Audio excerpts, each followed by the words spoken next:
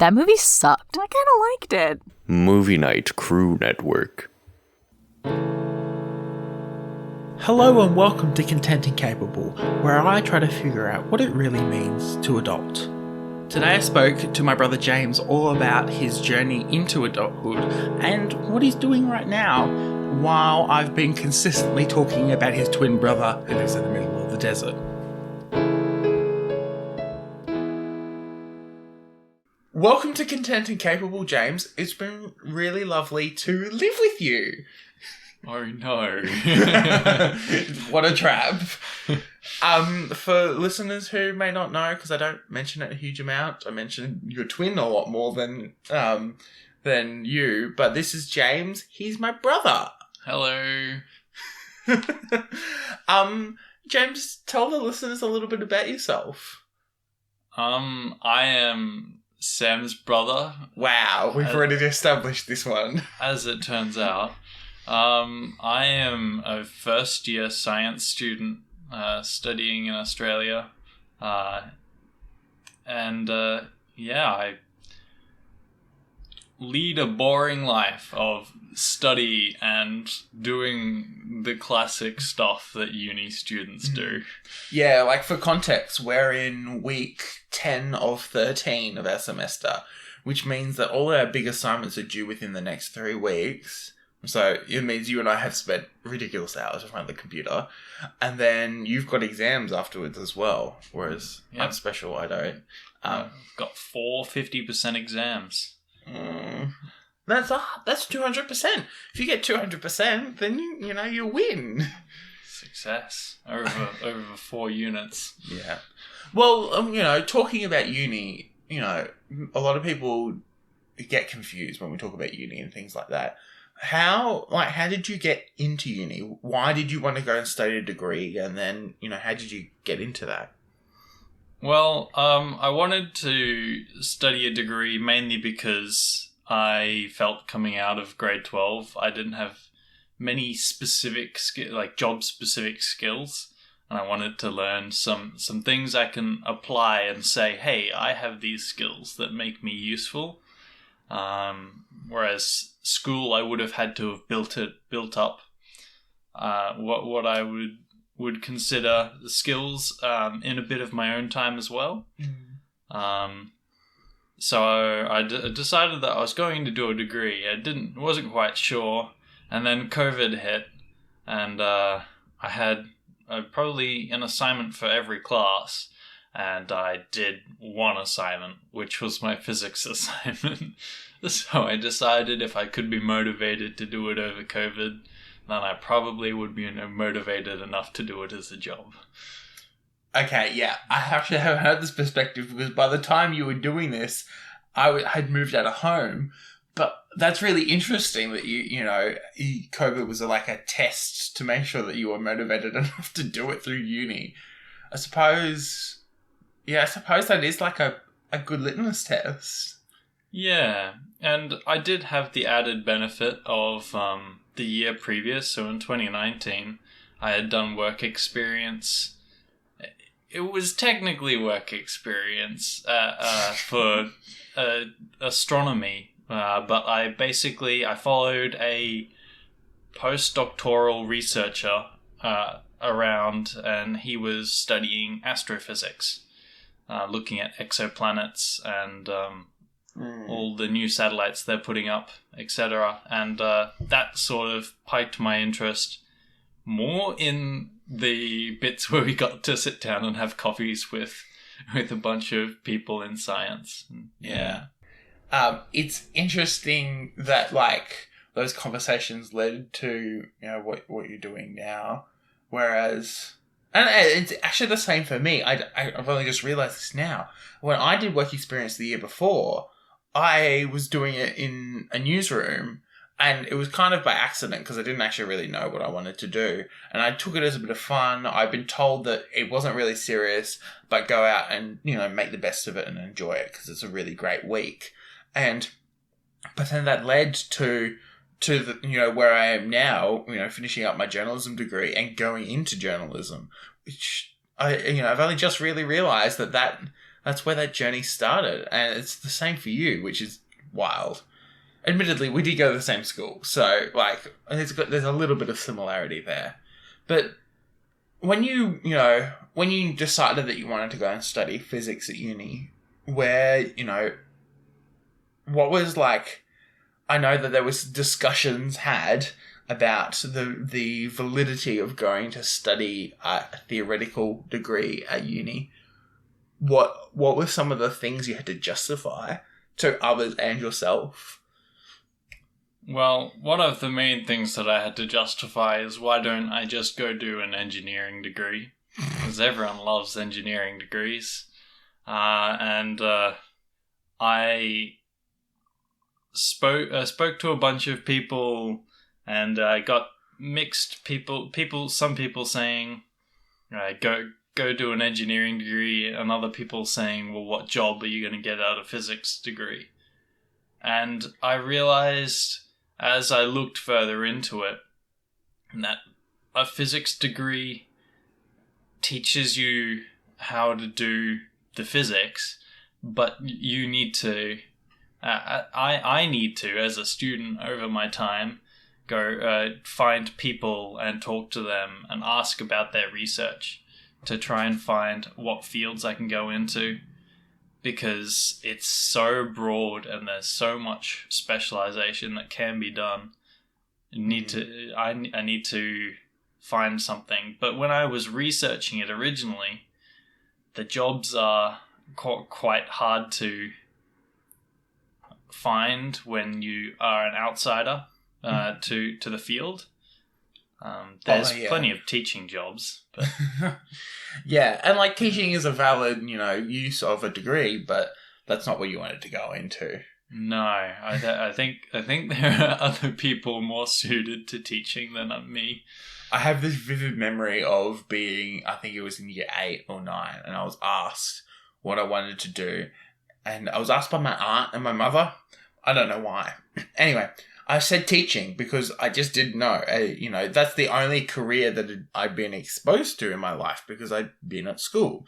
And, we know, like, our dad's job now, but back then, I don't think we really fully understood what Dad did for a living.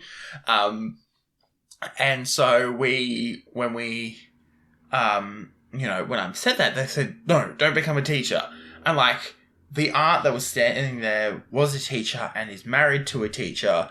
And they're like, no, you do not want to be a teacher. And, Mum had a couple of other, like, your personality doesn't really suit teaching, which is wild because you and I both tutor right now. But it's, it's definitely something that we've never really connected with. We've come from families of teachers and we've just gone, nah, we don't want to do teaching. We want to do something different. It takes a special kind of person to do teaching because I've had some phenomenal teachers, but it'd take me many years of training and trying to improve to try and reach their level of teaching. I suppose then, once you justified it and you had an idea of where you were going to in your uni degree, did you know, like, was the application process simple? I know that, for context, we both go to the same university, and I study a communications degree, James studies a science degree, so we sit in very different aspects of the university. But, like, what does that application process look like? Me sitting here knowing full well how that application process looks like. Yeah, so when I did the application, it's a bit weird. Admittedly, it is quite a odd roundabout way of trying to get a degree, but there's sort of 2 or 3 ways that you can apply for a degree. There's one through the normal, like, school leavers way of doing it, which is applying through the tertiary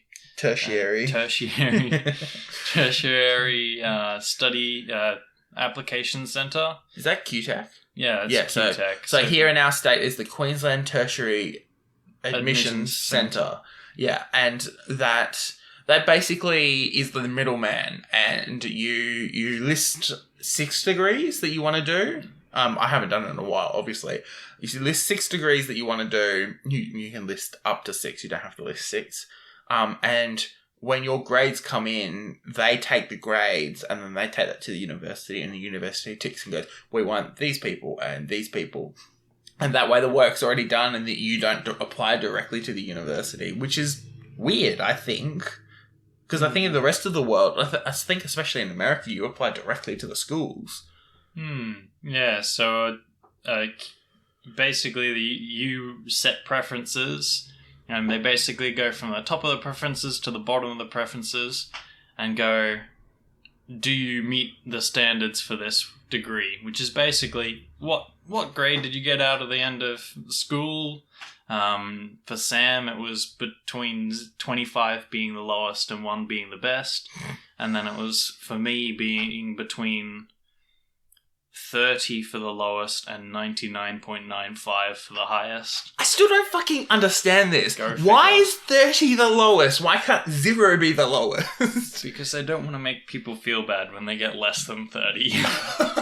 See, but, like, does any university course have a cutoff of 30, you know? No, I think the lowest is about 50. Yeah. So then, like, there comes a point where, I don't know, it's the same in the system that was used when I went through school, where, you know, it's actually actively hard to get a 24 or a 25 because you've got to be passing, but passing barely. Is that the same for a 30, or is that like a 30 like a fail? No, so I think the way that they do it is the number... There's a bunch of funky stuff that goes on, but essentially it's a number, a percentage. You did better than your final grade percent of students. Oh, so you're then you were in the 93rd percentile. Yeah, something like that. I think so. Yeah, I think what grade it was. I think that kind of works because then, like, yeah, I don't know. Yeah, because you got a 93, right? I can't remember. You can't remember. Something like that. The only reason I remember mine is because it's 1 less than Mum's, so mine's a 5 out of, you know, and that is really good. Like, if you get above a 10, you know, you're doing really, really well. But yeah.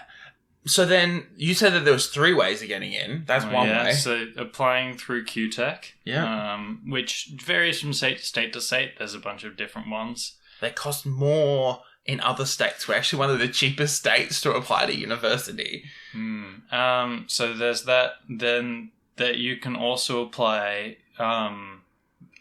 It's kind of direct. You can apply through their early entry schemes, which universities have. I applied through one of those that they did because of COVID. So they opened up a bunch of degrees and like, here's early offers, apply for them please, if you're doing these degrees.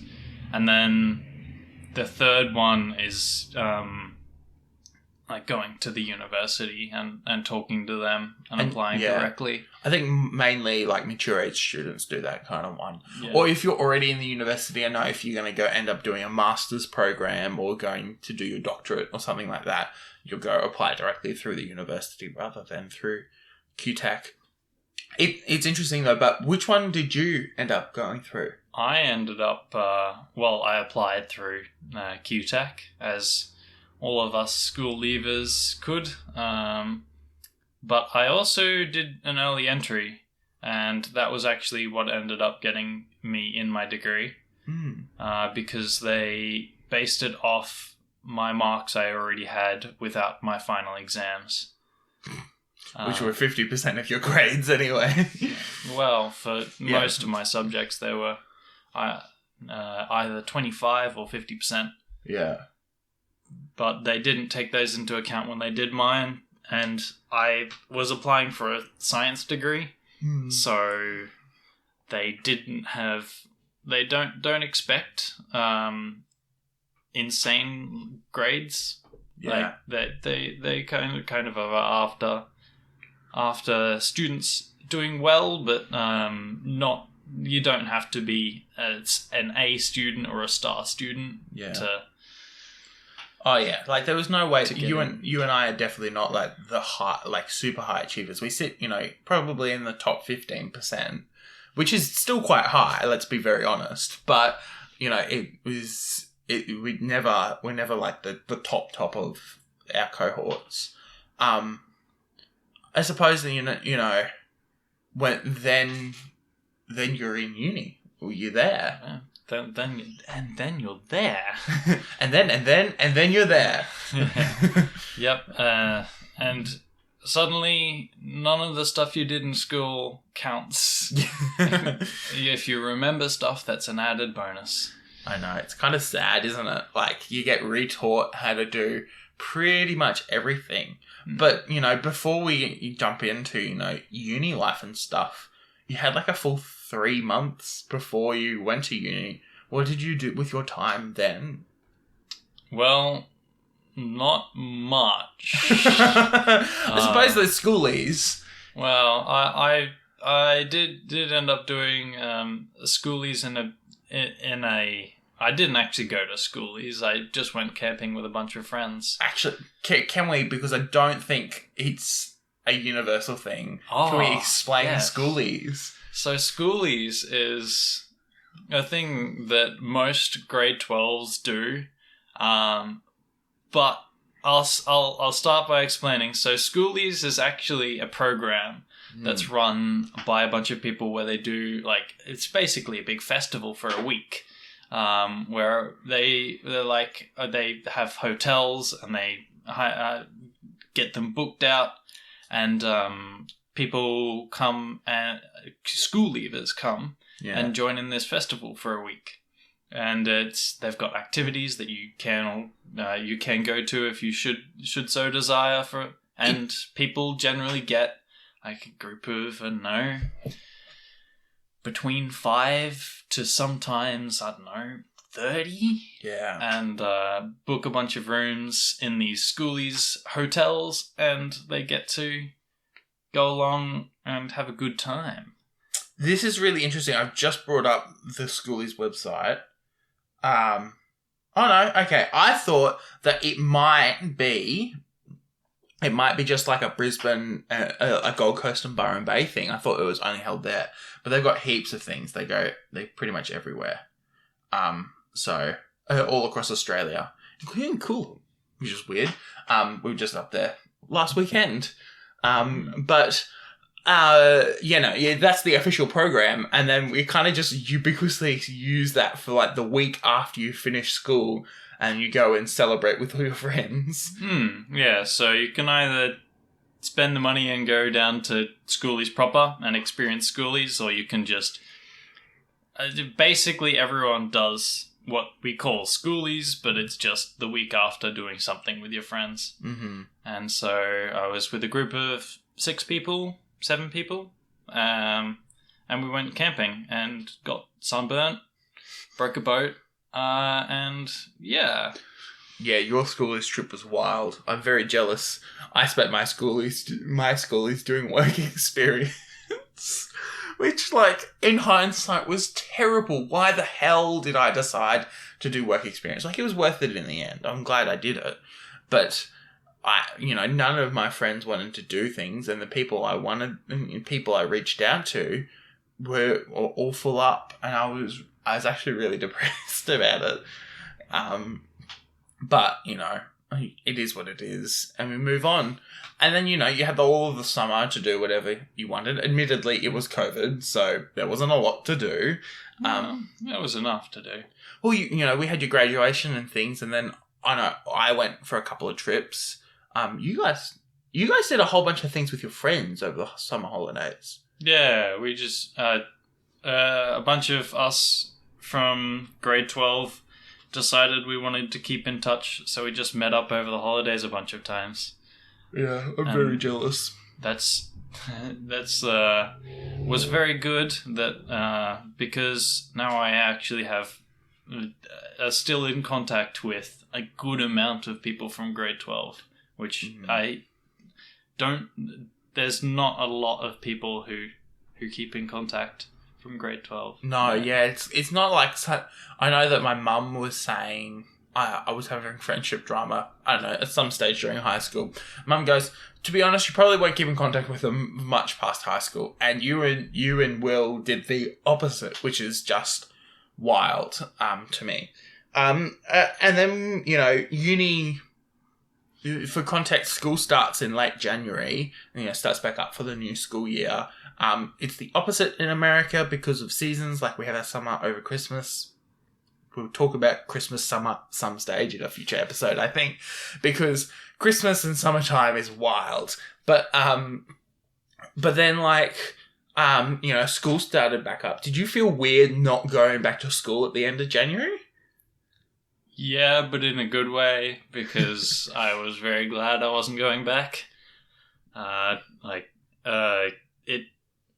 It was basically when we had COVID and we were studying at home, except I didn't have to do any study at home. It was great. It was awesome. And then, uni started back up in late February, early March. I think week 1 of classes is the first week of March, which meant that there was all the orientation stuff. But you go into uni, you haven't met a whole bunch of people who are doing the same degree as you or going into that. How did you set yourself up so that we're going to make friends other than your school friends, which obviously you've got a really close relationship with? Well, I mean, I did a pretty poor job of meeting a bunch of people from my degree, but I basically just showed up to a bunch of things, joined a few clubs, and went from there. But I do remember specifically there was a science faculty, so a bunch of I think there was 2 or 3 people had organised through the university and through the student guild they'd set up an event for science faculty, science and IT, I think it was. They were like, hey, all the science and IT people, you're all invited to this event that's happening during the orientation week. Please come along. And so the 3 people that organised it showed up, and me and 1 other person showed up. Yeah, look, at that point I was running orientation things in bits and pieces, and we help facilitate those things, and they're not very popular, to be very honest. Yeah, but one good thing that I did do was the Physics Society has a coffee every week together. All us darn coffee addicts. Anyway, we on a Monday we get together and have a coffee and just basically talk smack about classes we don't like. But it was good fun to meet some people in my degree. Yeah, I can't believe you need a coffee date to talk smack about other classes. We talk about smack about our own classes during the classes. But anyway, and then. What about social life? Obviously university isn't everything. What did you do outside of your degree and faculty specific stuff? Well, I joined the music society. I'm glad you're going to talk about it. For context, I'm the vice president of the music society at the moment.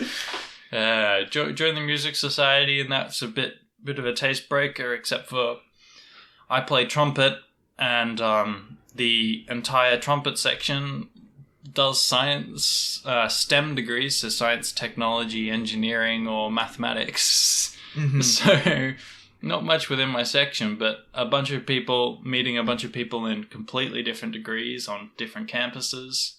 Yeah. In the music society. And did you...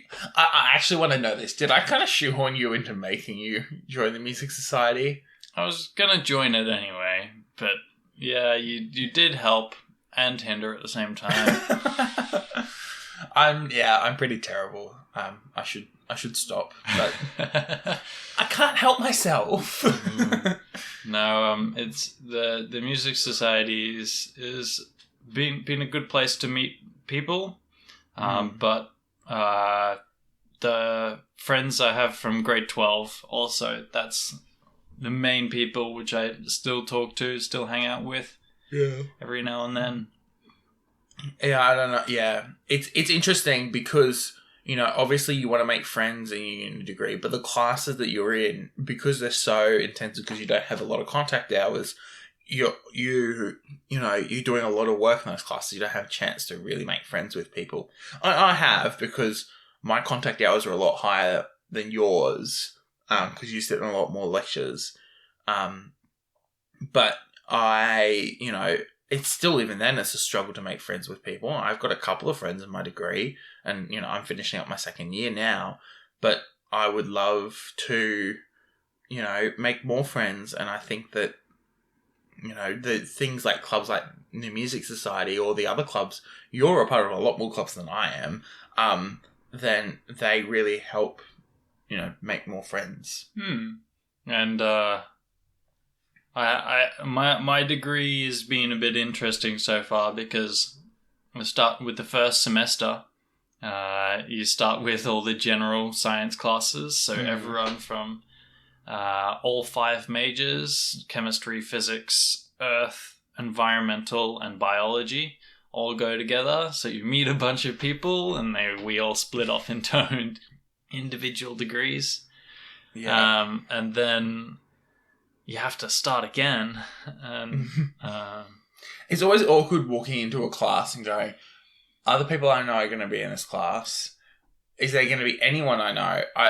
I'm doing an ethics, I think it's my ethics class at the moment, and it's like half the cohort I don't know. I'm like, I don't know, wait, they're all the year above, I think, because I'm doing my degree in a weird way. But it's, half of you I don't even know, and some of you look way older than me, which is kind of terrifying.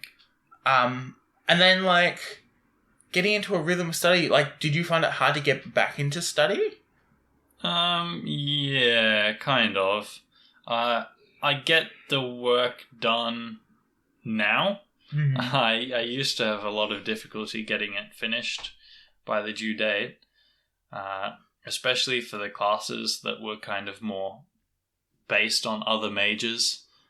Chemistry was fine, but earth, environmental, and biology are not my forte. Mm-hmm. But I've reached a point this semester where it's been okay getting all the classes. I have strategies for next semester where I actually set aside like extra time rather than just doing the time that I should do. I suppose I just realised that we were talking about contact hours before, and I've realised that, I don't know, other people might not know, but we only have like 2 or 3 classes per subject we take per semester. As in, per week, sorry.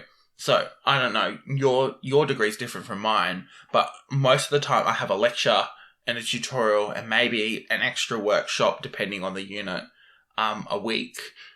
So, for the 4 units I'm doing now, actually none of them have got extras, so there's only 8 times I've got to be in class a week, which is very different to, like, I think, like the normal school. Normal school, you're there from like 9 through till 3, or for us, I think it was like 8 through till 3:30, whatever. 3:10, something like that. Anyway, it's very different from that. I don't know, what does yours look like? So I'm doing 2 maths classes and 2 physics classes at the moment. My 2 maths classes have, they call it a lecture consultation. It's a bit of an interesting way of doing class, but it's basically going over all the lecture content that was pre-recorded and put up. Basically going through that, like skimming through that, asking is there any questions, and then going through questions with the class. And then we've got workshops for them, which is just questions with a tutor, and trying to do a bit more of that over the time.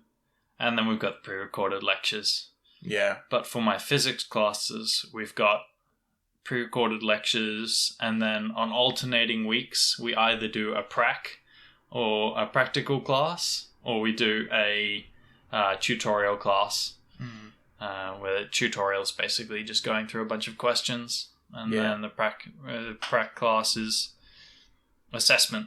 So we'll do a prac and either fill out a lab workbook and hand it in at the end of the session, or we do the prac workbook, but take it home and write a report on it. Yeah. I don't know. It's very interesting because, it definitely gives us a lot more free time, but then at the same time we don't have more free time. Like, we fill that free time with extra things that we've got to do, because obviously you've got to work and bits and pieces, which is fun. We have to earn money. It would be nice not to have to earn money while doing my degree. Yeah. And I suppose, since becoming a university student and, kind of being, it's like baby steps out of adulthood. You became a university student, and the interesting thing, I was rewatching Gilmore Girls of all things last night, and I was right at the start of season 4 where Rory moves into university. I won't say which university because that's a spoiler. But she lives on campus, and so it's very, it's very interesting that, people do live on campus. And I know it happens here in Australia, but it's not, culturally required. And it costs heaps as well, to be honest. Yeah. Living on campus would be amazing. Because then you can just, walk to your classes. But, it's doesn't happen all that often because, as Sam said, it's too expensive. It is very expensive. And, it's not included in university fees either. You pay them extra. And the way, we take out loans from the government for our university degrees, so we aren't paying all of the costs associated with our degree. We're paying the, I don't know, are you paying the amenities fee? We get to choose. So I've not done it this year. I might do it next year. Yeah. But you can choose whether to pay your degree or to put it onto what's called HEX, which is HEX help loan. Yeah, which is like it's the government. It's like student loans, but it's the government, so it's a little bit less predatory. It does take a ridiculous amount of time to pay off, though, which is kind of sad. Yeah, no, it's thankfully you have to earn enough to start paying it off. Yeah, which is nice. You could be in low paying jobs or just not be paid enough at all and never pay off your HEX loan. Never pay it off. Yes. But I guess the point of the degree is to get a high enough paying job. Well, it depends. If you drop out of uni, some people we know and never go back, that there might be a point where you just never, and haven't worked either. I'm thinking more about our mum, who's a stay-at-home mum. I don't think she's worked. It's not like she hasn't worked, but she's never worked in a high enough paying position for long enough. She's been a stay-at-home mum for the last 20 years now, which is a long time. But it's, I don't know, it's pretty interesting. But then, there are colleges at our rival university in the city, which people from our uni go to. And I'm like, really? No, don't go there. It's dangerous. Dangerous. Imagine going to the University of Queensland when you could go to the Queensland University of Technology. Oh yes. I think that QT needs to pay us now because this is an advertisement. Yes. This is your ad break. Go get a cup of water and pretend like you're not listening when you're actually listening to us bag out another university because I don't know. I know a lot of people who go to UQ and they're really cool. But it's a lot of universities just bagging out other universities for the fun of it. It's great. It's so much fun. It's a bit like, I don't know, bagging out someone for, I don't know, liking a flavour of milk. I don't know, flavoured milk flavour. James. That's just the flavour. I know that flavoured milk is on your mind, but it doesn't mean that you have to talk about it. Do you want papaya milk or banana milk or mango milk? The papaya milk was weird. I'm not drinking papaya milk again. That was weird. You gotta eat a papaya to understand. No, but papayas in general are weird. Like, we shouldn't be eating them. Yeah, I mean, yeah. And I suppose, like, another aspect of, like, growing up and moving into the adult world is moving out of home. What was that process like for you? Moving out of home took a long time. I was intending on moving out of home about halfway into, so 1 semester into my degree. That was when I was hoping. About 6 months, yeah. About 6 months into my degree, hoping to move out, 6 to 12 months. But I ended up, so I'd sorted out where I was going to move out to, but it took another 3 or 4 months from figuring out where I'm going to go to actually get it all sorted and move out. Mm-hmm. But being moved out is great fun.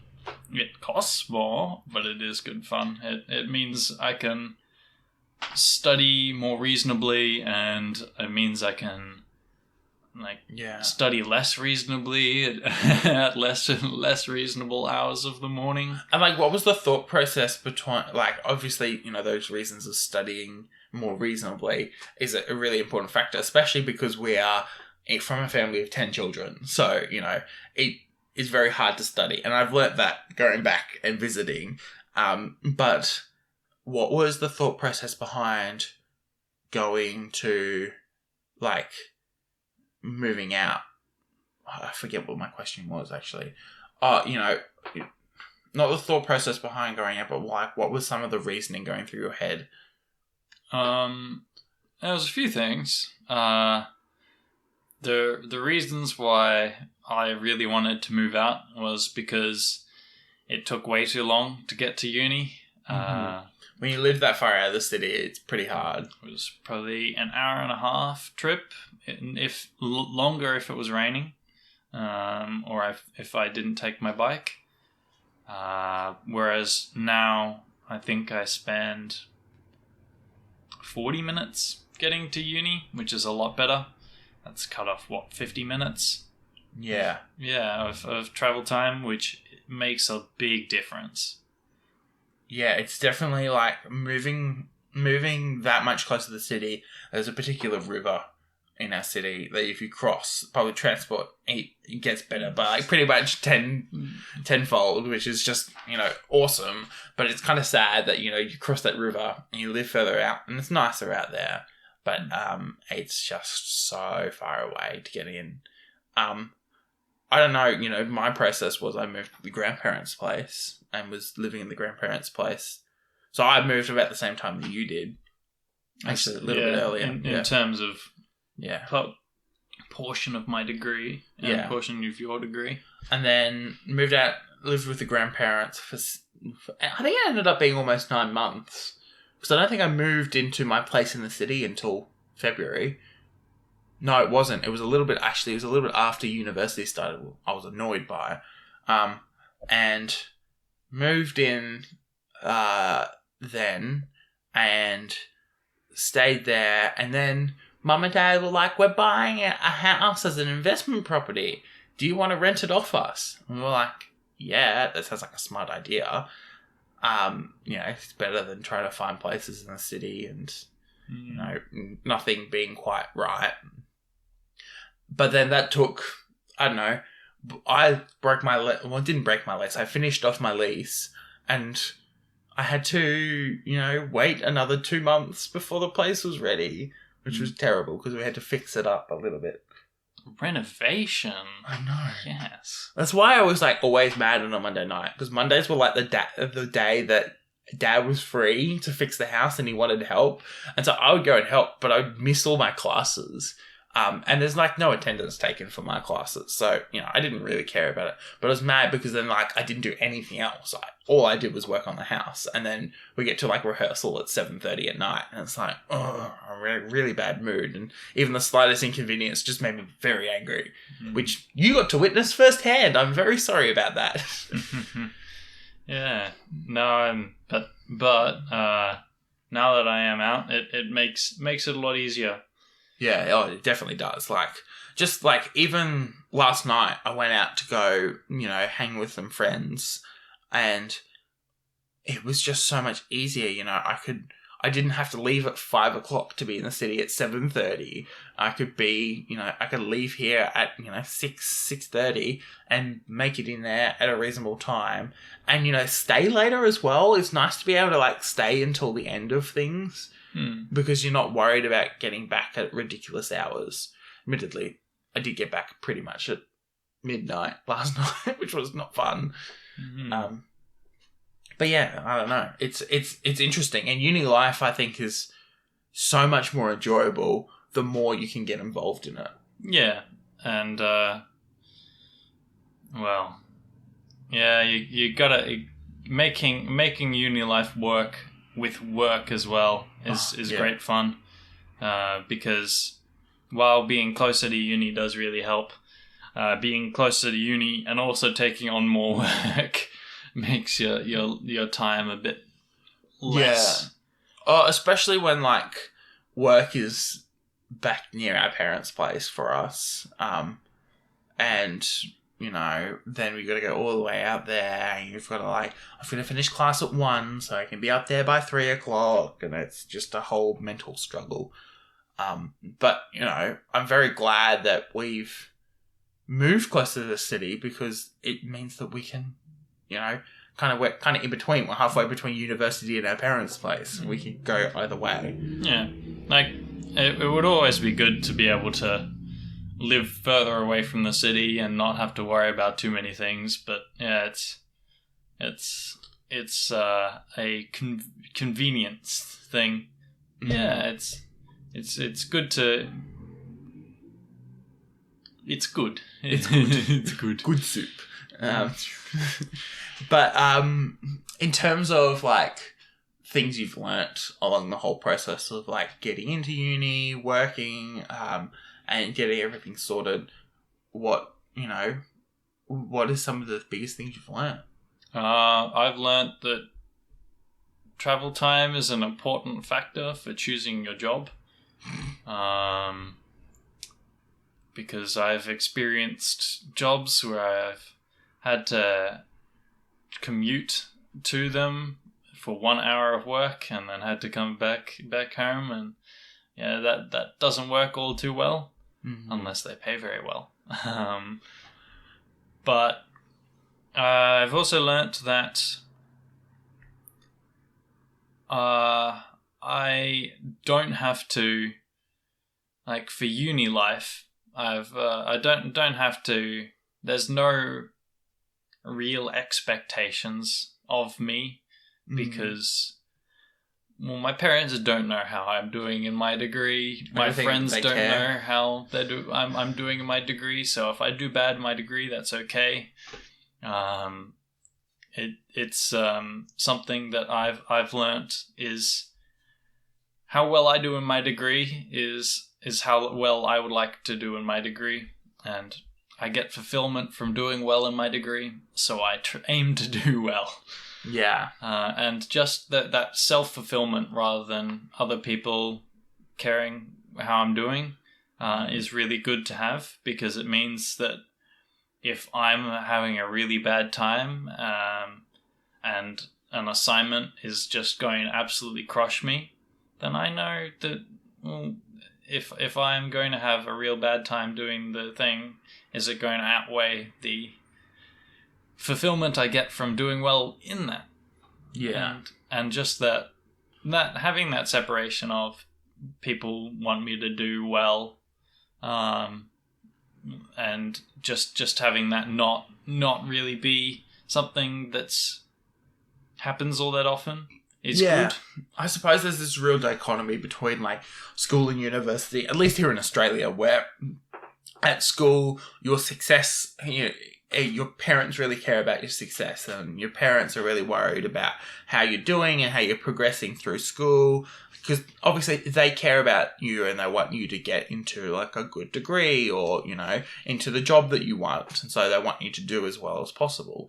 But, once you hit university and you've kind of become an adult, you sit there and go, I define my success. I define how successful I am, rather than, looking at other people's approval. Because I'm sure our parents don't approve of some of the things we do from time to time. If you fail a course, then you have to pay for it yourself to do it again. Yep. But you also got to figure out who you're going to tell that you failed the course. Well, not the course, the unit. Yeah, unit. But yes, it's like stressful in its own right, because you've taken on that responsibility that your parents had. But then on the other hand, you're like, I don't have to worry about other people. Success is defined by me. Yep. I'm successful because I choose that I am successful. And I am unsuccessful because I decided I didn't care. And I take pride in that occasionally. Oh, yes.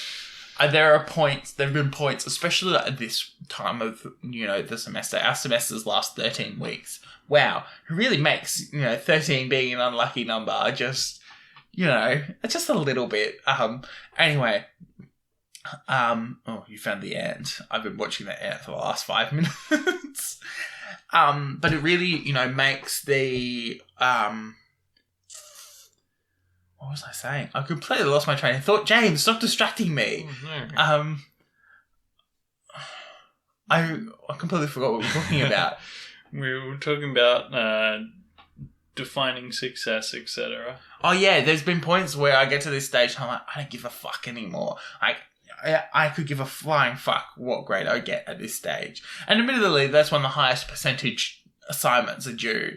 And you're sitting here going, I actually really don't care. And can we please just shut up about it? Can we just finish the unit and never touch it again? Please. There are times where I turn around and I go, why the fuck am I doing this?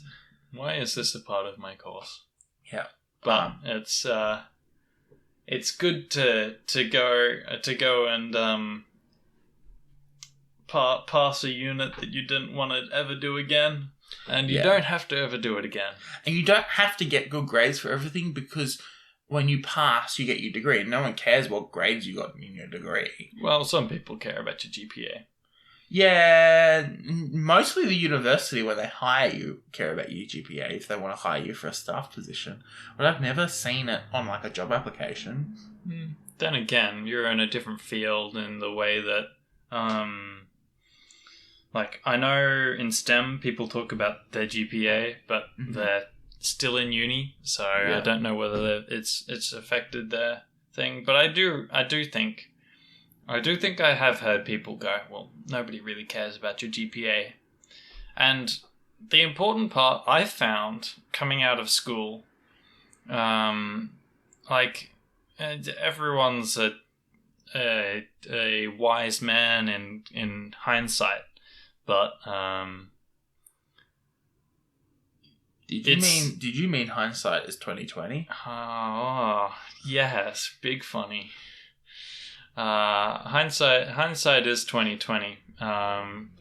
Because I've finished school now, and I really something that really resounds with me now is I found it doesn't matter how well your grades are, how good your grades are. It matters what skills you've learned, and I hope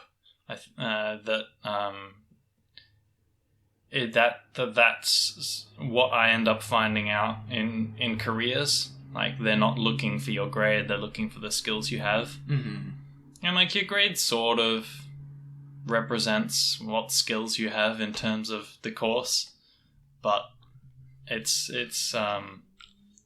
very subjective. Like, I did very poorly in there's no universal way of saying this. There's 3 levels of maths. Well, there's 4 levels of maths. There's one which is your lowest compulsory, and then there's your three ones, your like basics and like business skills one. Yeah. Your intermediate and physics / chemistry / application skills one, and then there's your higher level maths. Yeah. Your highest level maths, and I did the highest level maths one, and also if you have to do both top ones if you want to do the very top one. Mm-hmm. But when I did the highest one, I did, let's say I did mediocre in that. But some of the skills that I learnt from it, that is not reflected by my grade, has been very useful to know. Oh yeah, it's very interesting. But even like, I know journalism's different, but oftentimes you may finish a degree, but you've got to go do an extra 12 months of work at a place so that they can train you up in their standards, because there's no way that they're going to let you, write articles with them unless they know that you're going to write articles the way that they want you to write articles.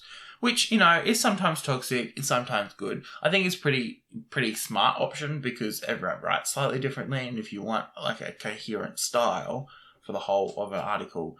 Oh, and I suppose it's the same thing with you. Yes, you've learnt these skills and, you've applied them theoretically, but you also, university doesn't really matter, because you've also got to, learn and continue learning, especially in the fields of physics that you're interested in. It's a continuous learning cycle. Yeah, and it helps that, physics and, more chemistry than physics, but it changes, once every 20 years, Mm-hmm. Every 20 years we get to overthrow the past model of physics and chemistry. The fundamental way we understand the universe, it was wrong. Didn't it change like halfway through high school for us? No, the research just caught up to the curriculum. Fucking hell. I love it sometimes. I love being re-taught how chemistry works and going, okay, I'm just going to accept this and keep moving forward. Yeah, it's great fun. But something I'm excited to deal with, because if a new model of how the universe works comes out, then it means that I have an excuse to learn something really cool. So yeah, it's good. Oh yeah, I'm definitely looking forward to it. What are you hoping to do beyond university? Oh, that's a great question. I've had a lot of people ask me that, and I've given them a lot of answers. The real answer, I have no idea. I am doing my best to meet as many people, doing as many random things as I can. And especially PhD students are great to talk to. Mm-hmm. Because I just get to ask, hey, what's your research about? And then... 2 hours later. Well... depends on how free they are. But I'm just going around asking what kind of fields there are, what kind of things there are, and like there's a good amount of jobs, but they're just after a specific type of person. So I need to be able to specialize enough that I can fit one of those molds, but not specialize so much that I miss the overarching view that is great for scientists to have. Yeah, it's interesting because, you have to kind of figure out, it's like, well, where am I going to fit in this industry? I'm going to be in this industry, but where? There's huge, there's definitely people on social media who are more science communication based. And then you've got your PhD students doing all this really great research.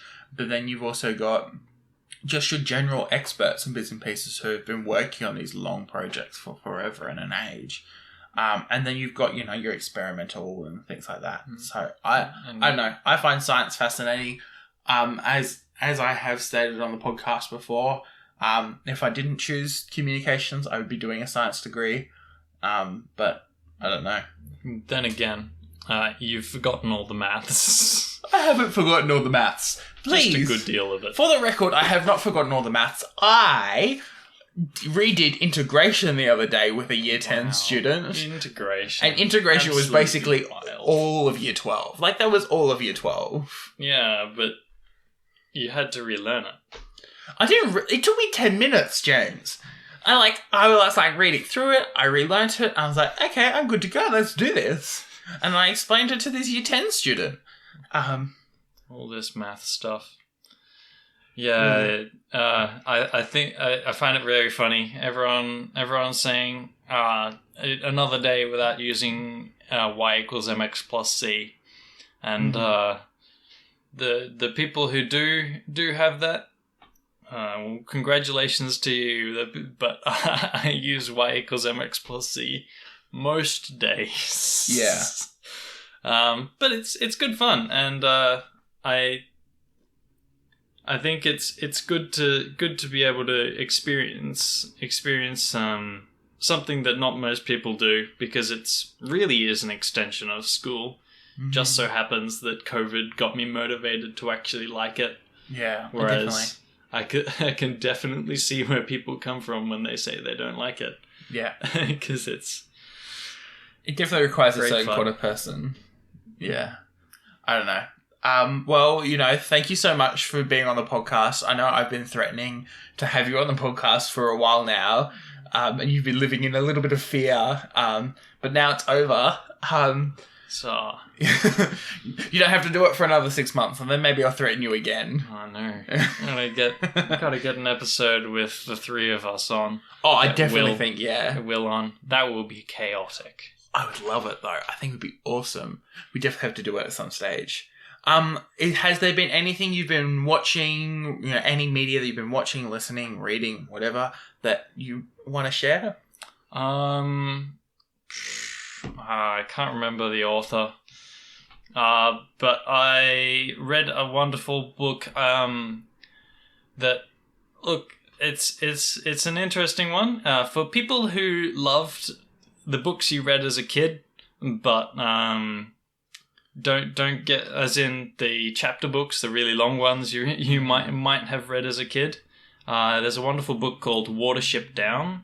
I think there's a Netflix series. Yeah, I think of so. it, and as well now I believe it's by Richard Adams.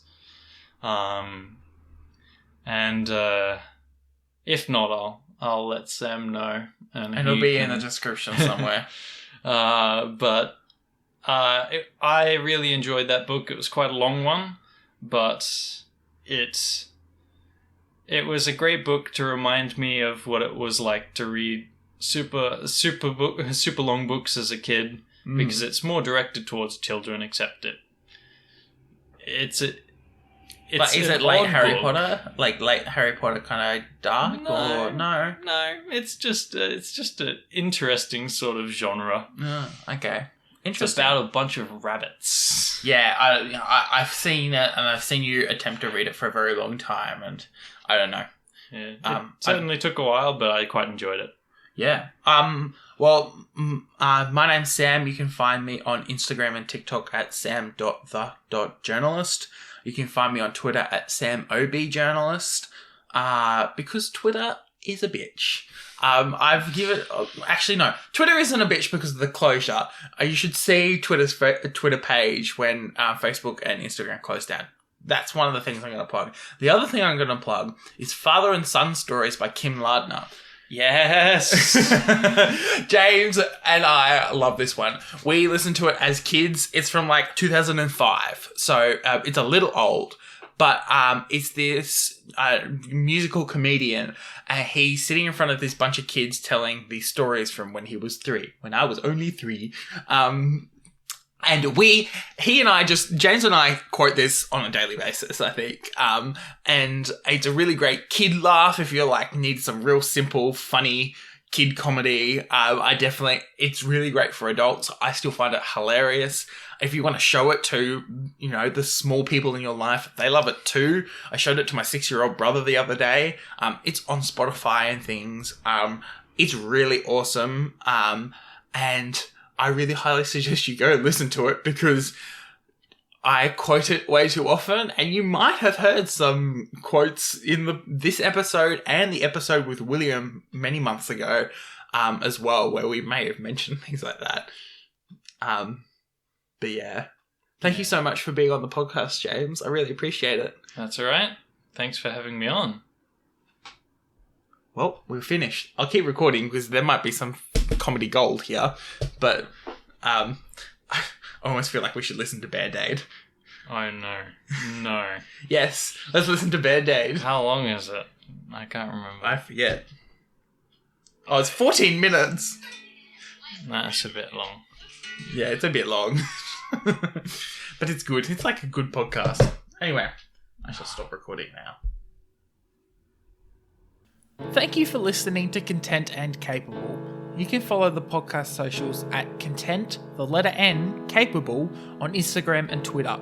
You can send a super boring email to us through contentandcapablepod@gmail.com. The art was done by Opia. You can follow them on Opia_art on Instagram. Opia is spelled OPIA. Feel free to message them about making art for your project. Our music was written, recorded, and edited by Nora Strauss-Riggs. You can find Nora at Kane_I, that's I as in the body part, on Instagram and Twitter. Feel free to message her about making music for your project or editing your podcast. I am proud to be a part of the Movie Night Crew Network, which features the Restricted section, a chapter-by-chapter Harry Potter pod with lots of spoilers all the time, the Movie Night Crew, join some friends as they react to some terrible, some meh, and some really great movies, and Fandom's Gone Wrong, a show that discusses all things fandoms. My Cabbages, an Avatar podcast that follows the true hero of Avatar The Last Airbender, the Cabbage Cart Guy, and Of the Eldest Gods, a chapter-by-chapter Rick Riordan pod full of myths and legends. Listen, we didn't want to be half-bloods.